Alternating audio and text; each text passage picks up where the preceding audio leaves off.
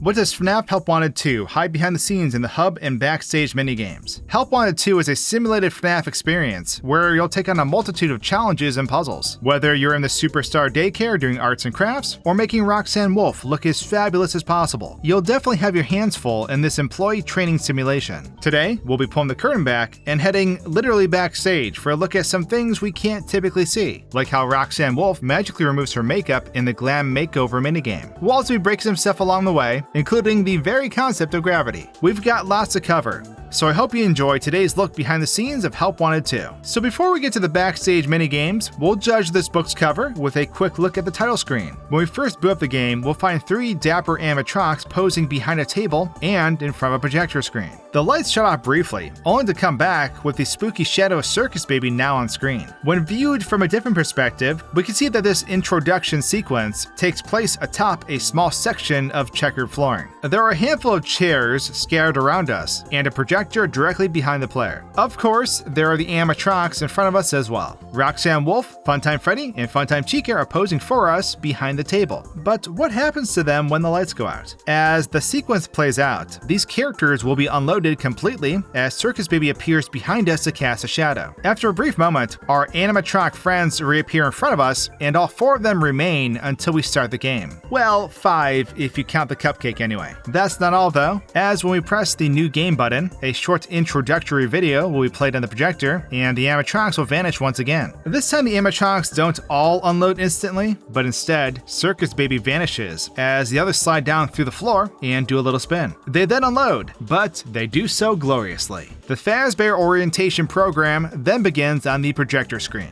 Now, after completely ignoring the company training video, we'll be dropped into this game's hub, where we're free to look around as we please. The hub here is full of various pieces of furniture and interesting props. There are a bunch of arcade machines, a show stage, and of course, the computer we use to navigate the minigames. One of the machines placed here is a capsule dispenser that provides us a toy after each minigame, and I thought I'd be clever and get a glance at our prizes. Unfortunately, this machine was a total scam, and all these capsules are empty. Thanks for crushing my spirits, Cupcake Bonanza. Speaking of which, there are various doors within the hub level that we're not typically able to access. Sadly, the capsule machine was a bad omen for things to come, and these doors don't lead anywhere either. So we've been lied to twice. Oddly enough, the door behind the red ropes extends outside the map and has 2 pieces of metal scaffolding on either side. It's a bit strange, since we would never see this. While here I also saw that the show stage has nothing behind the red curtains, just an empty stage that leads into the void. Now, after completing enough minigames, you'll unlock the Faz Wrench, which in turn allows you to enter the locked closet in the corner of the room. Once this is done, the player can not only access the Princess Quest 4 arcade machine, but also remove the vanity mask currently attached to their face. In doing so, we'll arrive at the ruined version of the hub world, and we'll now be able to access each of the game's hard mode minigames through the computer. Now, for those of you who are familiar with the ruined DLC, you may have an inkling as to how the player arrives in this disheveled version of the map. When the mask is removed, your screen gets covered by static as it fades to black, and a moment later, we'll have arrived at the destroyed hub. If we zoom out within this level, we'll see that directly beneath the hub, there's a separate version of the map occupying some of our precious void space. Instead of loading in a ton of new map assets each time the vanity mask is equipped or removed, the player will be warped between these levels while our view is blocked, making it appear as though the map changed around us. Within the destroyed hub, there are a few things for us to look at that differ from its shiny counterpart. The entire level is covered in rust and dirt, and most of the electronics have fallen into disrepair, including our buddy Candy Cadet here in the corner. There are a few key differences between these areas that are worth noting, one of which being the distinct lack of a kitchen behind us. Not cool, Fazbear Entertainment. I was told there would be snacks. Among these changes, there's also a charging station on the back wall, though it's been aged beyond repair and won't be working anytime soon. I guess I should also mention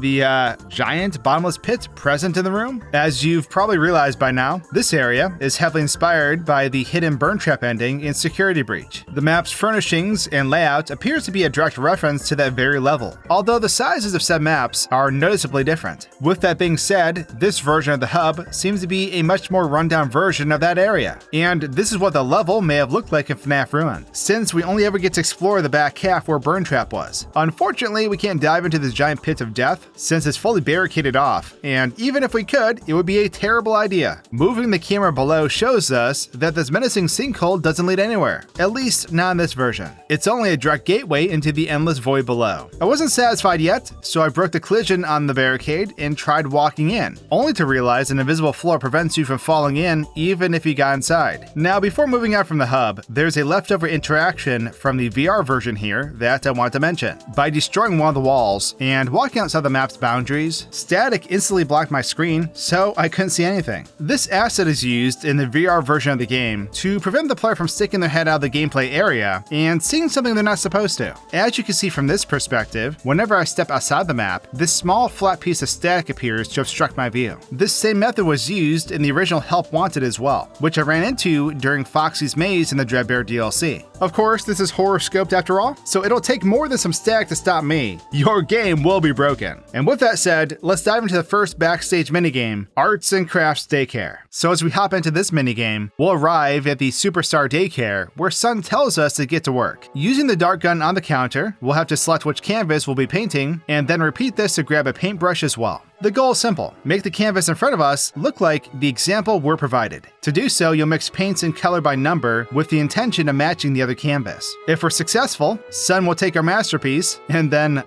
destroy it. Thanks, pal. That definitely won't damage my self-esteem. Next, we'll have to build a paper craft to once again match the example we're given, using the dart gun to obtain whichever pieces we need. You have to avoid shooting the crystal ball looking things, otherwise you'll eventually trigger a moon jump scare. After our hopes and dreams are shredded again, we'll finally do a combination of both, making a paper craft that we must also paint. Recap aside, let's have a closer look at this massive daycare area. Typically, we're unable to move away from our little art station, so there's a lot we can't see within this level. I was really surprised with how large this room is, since the darkness does a good job hiding most of the area from us. The jungle gyms we see in the background are fully modeled inside and out, and so we can navigate the camera through them like we're playing inside. It's interesting to me that so much work went into the environment, knowing the player wouldn't be able to see most of it, but it definitely adds to the immersive feeling when playing in VR. Back at our little art station though, we'll find a pretty unusual sight waiting for us. This scrunched up ball of horror is actually Sun, our friendly neighborhood caretaker, and you'd be surprised to know this isn't some strange yoga pose. At the start of the minigame, some will appear from behind our desk, and this is where they're stored until that point. The game is currently paused, but when time is resumed, we can watch as Sun unfolds like some kind of nightmarish transformer, and even clipping through themselves further as it happens. I know you're our caretaker, but you may want to get checked out. That couldn't have felt good. With the minigame now started, there's a few things I want to look at. First, we'll unholster our trusty Peacekeeper. Using the dart gun, we'll select the various items needed to complete all 3 levels of Arts and Crafts. Of course, we can shoot at our caretaker instead, which they're surprisingly not a fan of, but shooting it straight up results in something kind of funny. It turns out the darts can stick to any object within the map that has collision, and the darts we're shooting just so happen to fit that criteria. Because of this fact, the darts can stick to each other and break the concept of physics. Gravity just sort of gives up in this case, and they'll remain static wherever they connect, resulting in a tower of darts floating in midair. This is also worsened when the game is in bullet time, since the darts don't have a chance to get very far before another one gets stuck to it. We've essentially created a dart shield to defend our art station though. Glorious! Using the dart gun for its intended purpose, we'll shoot the photos on these boards to get the pictured item and proceed with our art project. As soon as the dart hits the board, we can see that our item will just kind of appear inside the shelf and fly out onto the table. If the player fails to replicate the canvases shown, we'll get jump scared by the daycare attendant himself. After moving the camera, I intentionally failed the challenge to trigger the jump scare, and Sam broke his neck to look down at the floor. This was a bit confusing at first, but it made sense after I looked beneath the map. The player is warped beneath the map the moment the jump scare begins, where a separate jump scare model for Sun is located. And we can see that the T-pose model will instantly turn upside down and drop down in front of the player's camera.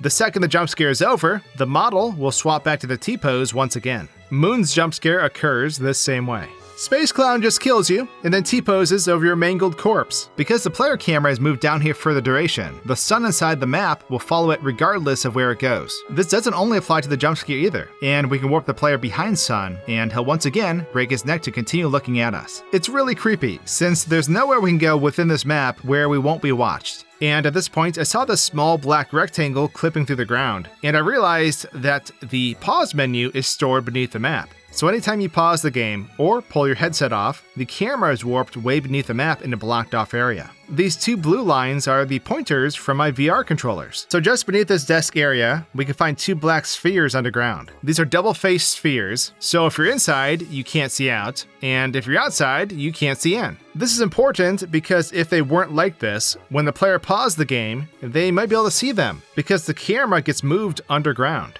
Let's hop into the hard mode variant of this minigame, Arts and Crafts Loft. In this hard mode level, we'll basically follow the same rules as before, only the canvases are a bit more grim than previously, and our tasks are a bit more demanding. In the Loft, we'll have more colors to throw onto the canvas alongside the constant threat of Moondrop's approach. In order to defend ourselves, we'll employ the use of our trusty flashlight, warding off our attacker while painting and paper crafting. After each task is complete, a disheveled sun will step out of hiding just to destroy our work. So restarting this minigame, we can take a look at the map around us to see how much it has changed. The first thing you'll notice is how much smaller the Loft is compared to the Daycare. It's definitely a lot cozier than the massive map we played in previously, and Sun is living it up in the fort behind the art station. That might be a bit of an exaggeration, as this animatronic has seen better days. Their face is half destroyed, and most of the body has withered away. They're of course not alone on this map, and if we move the camera down beneath the floor, we'll find Moon floating down here. This is the version of Moondrop that moves throughout the Loft, and they're placed here at the start of the night, where they'll remain until Sun disappears.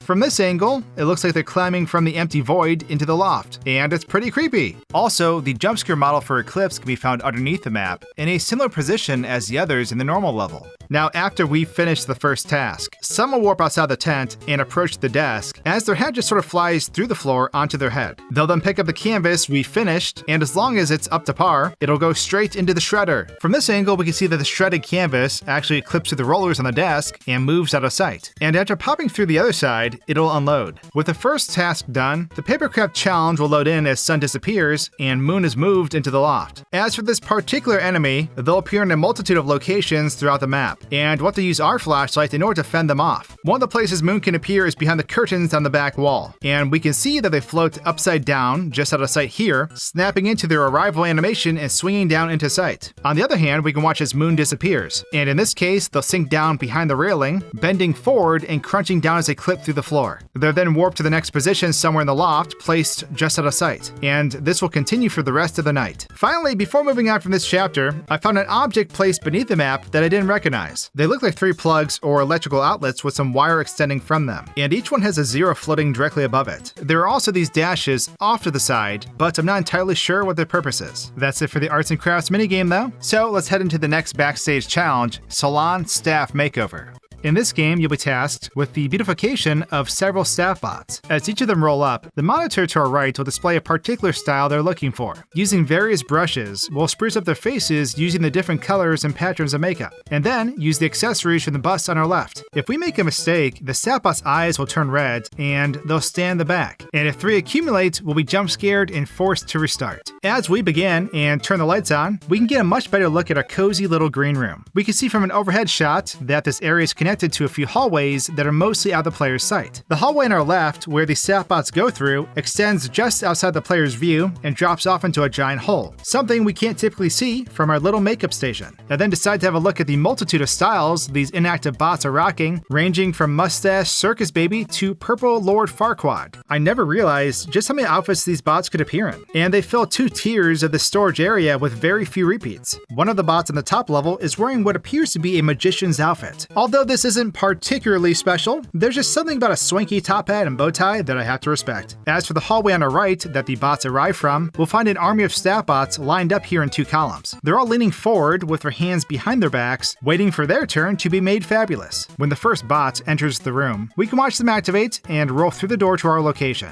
If we make a mistake, the staff bots roll over to the back wall and just gonna point at us with the other hand on their hip. Even with their evil red eyes, it's clear they're not as mad as they are disappointed. disappointed, which I'm afraid is much worse. Next, I was curious what happens to the bots, who we've given a satisfactory makeover. As you can see here, the moment we hit the button, the cosmetics on the busts to our left will instantly refresh for our next customer. The happy staff bot will enter the side hallway I mentioned earlier and stop in front of the gaping hole in the floor, never stopping their little victory dance. What happened next, however, was definitely unexpected. From another angle, I watched as the second bot left the studio and rolled into the hallway, and the previous bot wasn't moved or unloaded. The second bot then rolled up behind the other, and they continued, celebrating? This is definitely not what I expected when I followed these characters over here, and unfortunately, it's something we'll never unsee. I guess what they say is true. The animatronics do get a bit quirky at night. I just didn't think this is what Phone Guy meant. There's no hard mode night for this particular minigame though, so let's continue on to Glam Makeover.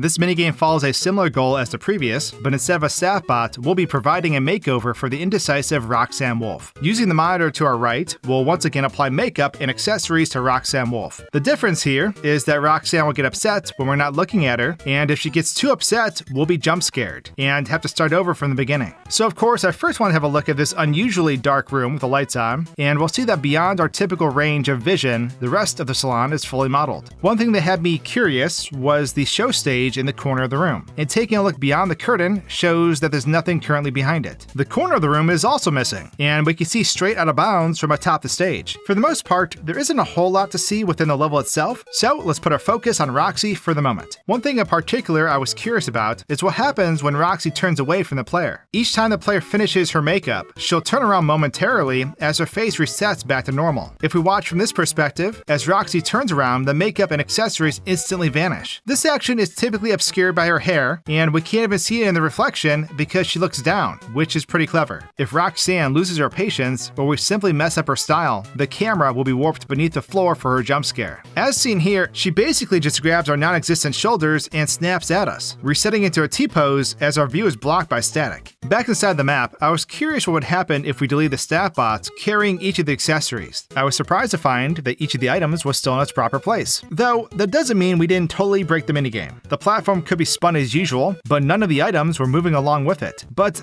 that's not all. The accessories themselves were no longer affected by gravity, and throwing them resulted in them floating wherever we were holding them. This even applies to the ones we put on Roxy's face, and as she moves, the items we put on her will remain static in the same spots we placed them. Who would have guessed that breaking physics would have adverse effects on our task? We can now have a quick look at this minigame's hard mode variant, Roxy Repair. In this version, we're focused less on making Roxanne Wolf look fabulous, and more so less terrifying. The game is mostly the same here, only now Roxy gets agitated easier and can enter this frantic state, only being calmed by the sound of her own voice on the Roxy talkie. When entering this game mode, I wasn't expecting Roxanne to look this horrifying, and it's definitely not helped by the grim lighting that surrounds us. Not only Roxy, but the staff bots beside us are also pretty terrifying, now taking the appearance of their Nightmarian counterparts. As for the room itself, it's typically too dark to see much, and there's a good reason for that. Turning the lights on, we can see the true extent of how ravaged this once booming salon has become. Most of the room has been completely destroyed, with light fixtures hanging from the ceiling and rubble pretty much everywhere you look. When she begins to freak out, she'll put her hands on her head and look upward, shaking violently, which is not much easier to watch in bullet time.